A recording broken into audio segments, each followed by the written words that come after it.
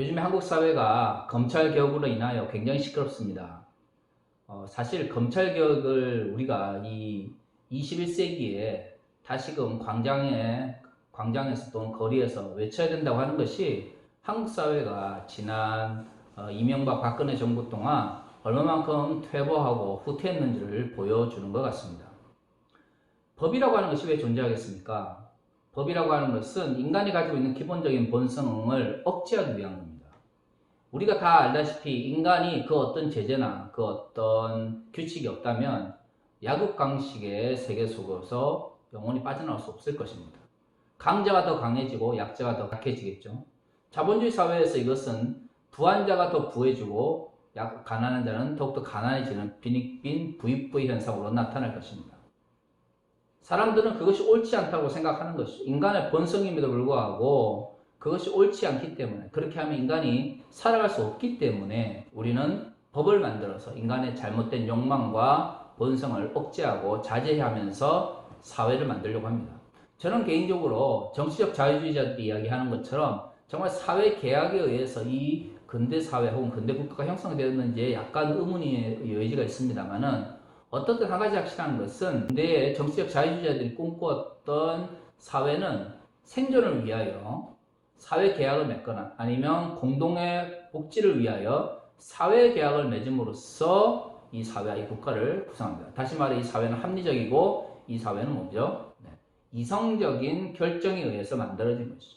그러니까 설사 정치적 자유주의에 동의하지 않는다 할지라도 적어도 그들이 꿈꾸었던 근대적 국가라고 하는 것은 인간의 욕망과 본성, 욕심에 의해서 지배되는 사회가 아니라 인간이 생존하기 위해서 또는 더 나은 공공의 복리를 위해서 우리 자신이 스스로 절제하는 사회를 이야기합니다. 그리고 그 절제를 함에 있어서 가장 중요한 것은 법이죠. 법이 없다면 인간은 규칙을 만들고 지키지 않을 것입니다. 법이라고 하는 것이 있어서 거기서 강제력을 가지고 사람들을 처벌하고 거기에 대해서 어떻게 하죠? 관리를 하고 강제력을 가지기 때문에 이 사회는 유지될 수 있는 것이죠.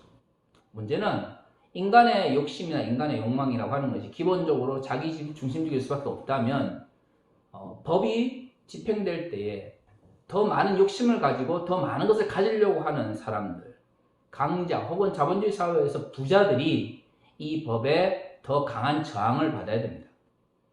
그리고 약자들과 가지지 못한 사람들은 법의 저항으로부터 뭐예요? 좀 더 자유로울 수 있겠죠. 문제는 한국 사회에서 우리가 검찰을 보면서 강자 앞에서 강해지고 약자 앞에서 약해지는 검찰을 어느 누구도 믿지 않는다는 거죠. 한국 사회에서 검찰은 언제나 강자 앞에서 약해지고 약자들 앞에서 강해졌습니다. 어떤 이들은 한국의 검찰은 정권이 바뀔 때마다 정권의 하수인의 역할을 해왔다라고 이야기를 하지만, 제가 볼 때는 정권의 하수인을 역할을 한 것이 아니라 언제나 강한 사람들, 즉 군사 독재와 같은 강력한 정치력을 가진 사람들이 나타났을 때는 벌벌 기다가 민주사회 또는 민주적 정부가 들어섰을 때는 언제나 그 권력을 남용해 왔습니다. 강자 앞에서는 약해지고 민주적 정당성을 가지고 세워진 정부 앞에서는 강해지는, 아니 오만해지는 검찰을 향해서 국민들이 더 이상 볼 수 없기 때문에, 그것을 참을 수 없기 때문에 광장의 정치로, 거리의 정치로 사람들이 주말마다 나오게 된 것이죠. 그래서 공수처의 문제라든가 검찰의 권력을 제한하는 문제, 검찰의 권력을 견제할 수 있는 견제의 도구를 만들어야 된다고 사람들은 생각하고 있습니다. 저는 이것이 앞으로 21세기 한국 사회가 어떤 모습으로, 어떤 방향으로 나아가는지 굉장히 중요한 역할을 감당할 거라고 생각하고요. 그래서 이 검찰개혁이 한국 사회 발전에 있어서 굉장히 중요한 분수령이 될 것이다 라고 생각을 합니다. 제가 이렇게 이야기를 하면 젊은 검찰분들은, 또 젊은 검사분들은 좀 불편하실 수도 있을 거예요. 우리 선배들이 잘못해 놓은 것을 왜 우리가 욕을 먹어야 하는가? 네, 맞습니다. 과거의 정치 검찰 선배들이 잘못해 놓은 것에 대해서 지금 젊은 검사도 욕을 먹을 필요는 없죠. 하지만 한 가지 확실한 것은, 만약에 지금의 젊은 세대가, 그리고 젊은 검사들이 윗세대의 잘못된 그러한 풍습이나 전통 때문에 욕을 먹지 않으려면 과거와 분명한 단절의 행동을 해야 됩니다. 과거에 분명히 정치검찰로서 행동했던 것들에 대해서 반성하고 잘못됐다 인정하고 지금 그렇게 하지 않으려고 그것을 고치기 위한 노력을 해야 됩니다. 그래야만 지금 젊은 세대와 젊은 검사들이 과거의 정치검찰이라고 하는 좋지 못한 그러한 치욕에서 벗어날 수가 있는 것이죠. 만약에 과거 우리의 선배들이 또는 과거 우리 앞에 있었던 검찰들이 잘못한 것을 그것 때문에 우리 역시 욕을 먹을 필요 없다라고 이야기를 한다면 그럼에도 불구하고 그들이 여전히 과거의 잘못된 악습과 잘못된 전통 속에서 정치검찰로서 역할을 감당한다면 그들은 똑같이 욕을 먹을 수밖에 없을 거라고 저는 생각을 합니다. 제가 왜 이야기를 하냐면 자, 오늘 우리의 이야기를 봅시다. 오늘 우리가 읽은 이 본문의 말씀은 베드로가 우리 잘 아는 것처럼 지난주에 태어났을 때부터 걷지 못하는 장애인을 고치고 나서 사람들이 이것을 놀라는 걸 보고 설교를 하는 이야기입니다. 오늘 베드로의 설교의 앞부분을 보면 핵심이 뭡니까? 사람들이 베드로와 요한이 이 태어날 때부터 걷지 못하는 장애인을 고치는 것을 보고 놀라죠. 그리고 마치 이 베드로와 요한이 능력을 가진 사람인 것처럼 쳐다봅니다. 만약에 베드로와 요한이 그냥 가만히 있었다면 이들은 마치 신의 현현처럼 우상 숭배의 대상이 되었을 거라고 저는 생각을 합니다. 그래서 베드로가 오늘 이야기를 하죠. 베드로가 이것을 보고 백성에게 말하되 이스라엘 사람들아 이 일을 왜 놀랍게 여기느냐 우리 개인의 권능과 경건으로 이 사람을 걷게 한 것처럼 왜 우리를 주목하느냐. 자, 날 때부터 걷지 못한 사람이 걷게 되었으니까 놀라운 일인 건 사실이죠. 베드로가 말하는 이 놀랍다라고 하는 표현은 마치 베드로와 요한이 이런 권능을 베풀 수 있는 사람인 것처럼 또는 신적 존재인 것처럼 사람들이 우러러 봤다는 거죠. 바로 이 부분에 대해서 베드로가 경고하고 있는 것입니다. 이후의 말씀은 베드로가 이야기하는 것은 결국 이 일이 나타난 것은 자신들의 능력이 아니라 자신들이 믿는 예수 그리스도의 능력이고 그 예수 그리스도의 능력은 예수 그리스도를 이 땅에 보내신 하나님의 능력이다 라고 이야기를 합니다. 베드로가 말하고 싶었던 것은 장애인이 일어났다가 아니라 그 장애인이 일어난 것을 통해서 하나님의 권능이 나타났다라는 거죠. 하나님의 권능이라고 하는 것이 지난주에 제가 말씀드린 것처럼 이 땅에 고통받는 사람들과 소외되는 사람들, 가난한 사람들을 돕고 그들을 위로하기 위한 것임을 우리는 반드시 기억해야 됩니다. 그럼 왜 하나님의 권능은 이 땅에 소외된 사람들과 소수자들과 연약한 자들과 함께 할까요? 바로 그것을 통해서 하나님의 영광이 나타나기 때문입니다. 예수님께서 이 땅에 오셨을 때 가장 볼품없는 모습으로 왔다라고 바울과 많은 예수님의 제자들이 이야기를 합니다. 왜죠? 화려하고 위대한 모습으로 왔을 때 이 땅에 고통받는 사람들, 이 땅에 낮은 사람들은 예수님을 감히 쳐다볼 생각을 못했을 것입니다. 하지만 그들과 같은 모습으로 낮은 자의 모습으로 이 땅에 오셨기 때문에 많은 이스라엘의 민중들이 예수님을 따랐던 것이죠. 예수 그리스도의 사역은 그것이 하나님의 나라를 위한 것이다라고 불리기 위해서는 그분이 이루신 사역이 하나님의 영광을 드러내어야 합니다.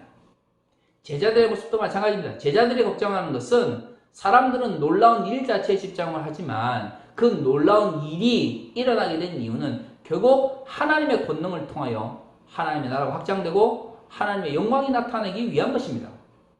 사람들은 하나님의 영광을 바라보기보다 그것을 이룬 사람들의 능력과 그 사람에게 더 집중을 하는 것이죠. 바로 여기서 가치의 전도가 일어납니다. 하나님의 영광을 위해서 좋지만 인간의 영광을 위해서 사용되어지는 것이죠. 하나님의 나라는 결과로만 나타나는 건 아닙니다. 기독교 윤리에서 가장 중요한 것은 결코 과정을 무시하고 결과만 좋다고 해서 그것이 하나님의 영광은 아닙니다. 하지만 우리가 그 과정이 정당하다고 해서 그러면 잘못된 결과에 대해서 책임을 지지 않으면 되나요? 우리는 좋은 의도로 좋은 방법으로 일을 했기 때문에 결과가 나빠도 우리는 그것에 대해서 책임을 질 필요 없다 이렇게 말해도 될까요? 그렇지 않을 것입니다. 진정 의도가 좋았다면 진정 그 과정이 올바랐다면 결과가 잘못 나타났을 때, 그 잘못된 결과를 바로잡기 위해서 노력하는 자세가 함께 이루어질 때 그 사람의 의도와 그 사람의 과정이 올바랐다, 그 다음에 선했다는 것을 다른 사람들이 인정해 줄 수 있는 겁니다. 오늘날 한국교회에서 나타나고 있는 수없이 많은 부정적인 결과들을 보십시오. 어느 누구도 하나님의 이름에 먹칠을 하기 위하여 아니면 그리스도의 영광을 가리기 위해서 그 일을 하지는 않을 것입니다.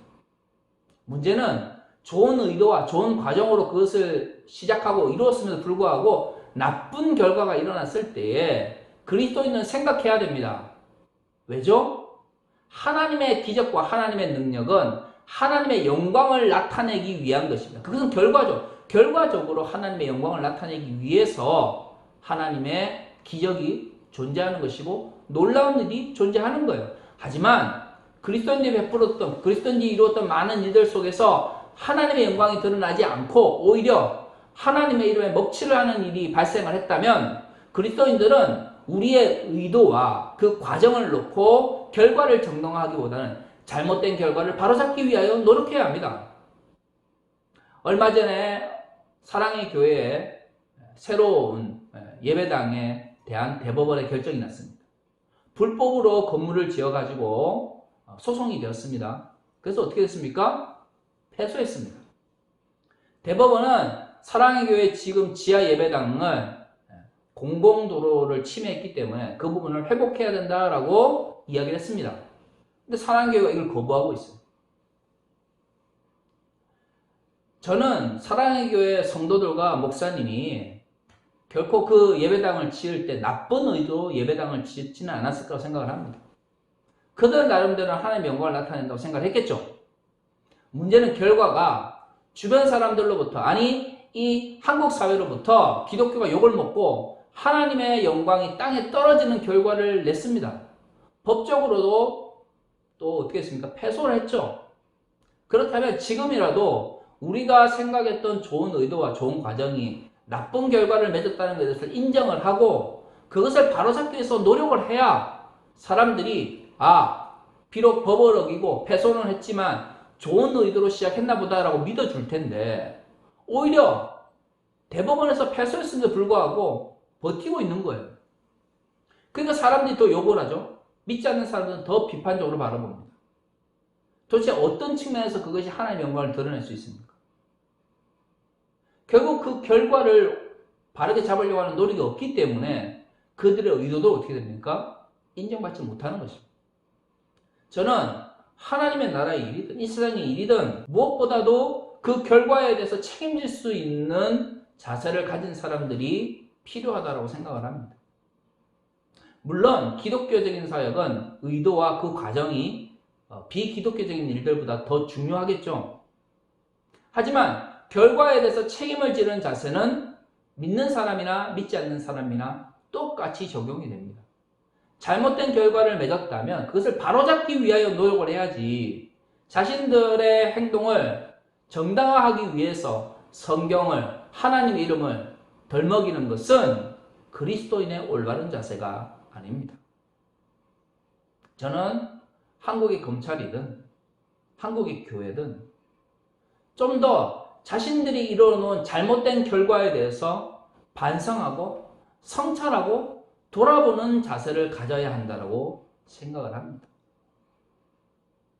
만약에 장애인을 일으켰는데 그 결과가 베드로와 요한이 하나님이 되거나 신성시되는 결과를 가져왔다고 생각을 해봅시다.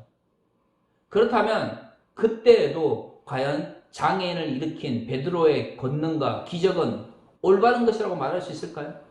결코 그러지 않을 것입니다. 하나님의 기적은 그 결과적으로 하나님의 영광과 하나님의 나라가 확장되는 결과를 가져와야 합니다. 그렇지 않다면 우리는 그것에 대해서 반성하고 그것을 바로잡기 위하여 기도하며 행동해야 될 것입니다. 이 세상의 올바른 규칙도 하나님의 나라의 질서도 결국에는 그것을 이루어가는 사람들의 책임이며 또한 그 책임으로부터 그 어느 누구도 자유로울 수 없습니다. 조금 더 우리가 무엇을 위해서 살아가며 무엇을 위해서 일을 하는지 우리 자신을 돌아볼 수 있는 한 번 더 성찰하는 그러한 그리스도인들이 더 많았으면 좋겠습니다. 그래서 하나님의 나라가 우리가 이루는 모든 것들을 통해서 확장되어지고 하나님이 그 가운데서 영광을 받으셨으면 좋겠습니다. 다시 기도하겠습니다.